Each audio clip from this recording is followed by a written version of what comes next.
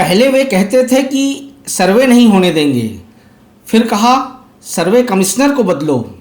उसके बाद सर्वे हुआ तो कहने लगे कि शिवलिंग नहीं, वो तो फव्वारा है।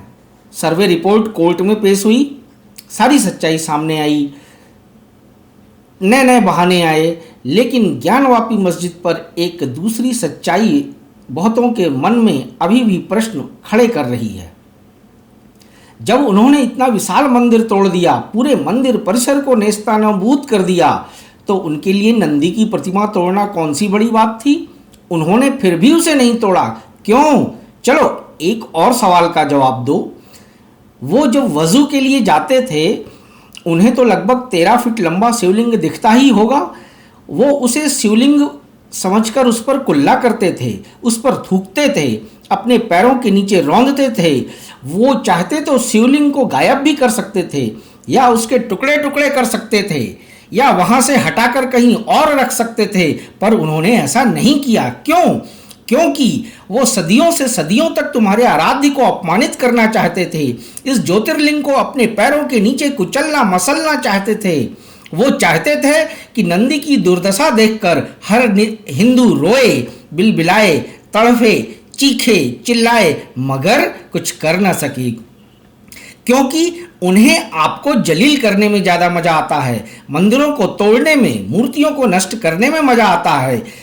तोड़कर फेंक देते, नष्ट कर देते, तो वो यह सब नहीं कर पाते, अपनी कट्टरता का परिचय वह नहीं दे पाते। यही कारण है उन्होंने नंदी को नहीं तोड़ा, शिवलिंग को नहीं फेंका, और यही उनके कट्टरपंथी सोच की चरम सीमा है, जिसमें उन्हें आनंद की असीम अनुभूति प्राप्त होती है। चलो माना कि आज की पीढ़ी ने मंदिर को नहीं तोड़ा, मगर वह एक मंदिर है, इससे वो अनभिज्ञ तो नहीं थे। जहां वो कुल्ला करते थे उसके नीचे शिवलिंग है, इस बात से अनजान तो नहीं थे। हिंदुओं को मंदिर सुपुर्द करके भाईचारे की मिसाल कायम कर सकते थे, मगर उन्होंने ऐसा किया नहीं। क्यों नहीं किया?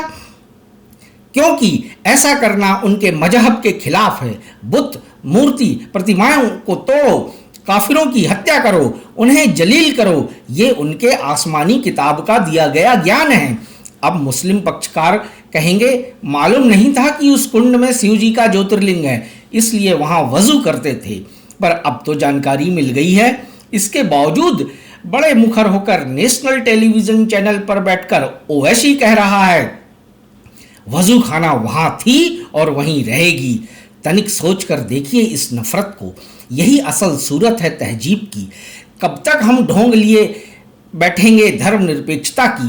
कब तक राग अलापते रहेंगे झूठे भाईचारे की? और तो और इधर शिवलिंग मिला, उधर सिक्योरों के जीजा सुप्रीम कोर्ट पहुंच गए। गजब का भाईचारा है।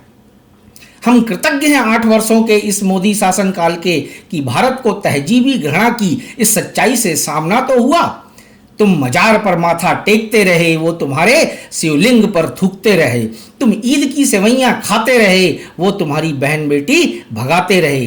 तुम रोजा का इफ्तार मनाते रहे, वो बाबर के गुण गाते रहे। तुम भाईचारे का राग गाते रहे, वो धर्म परिवर्तन कराते रहे।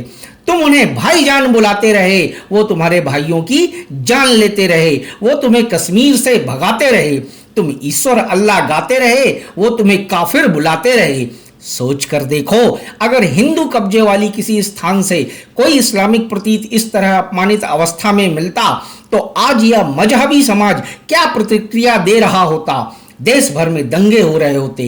कमलेश तिवारी याद है ना? अल्लाह के सच्चे बंदे होते तो स्वयं ही नहीं जाते काफिरों के बुत खाने में। अल्लाह के सच्चे बंदे होते तो उस स्थान पर अपने तथाकथित अल्लाह के नाम पर नमाज और सजदा कैसे कर सकते हैं जिस स्थान पर काफिरों का बुत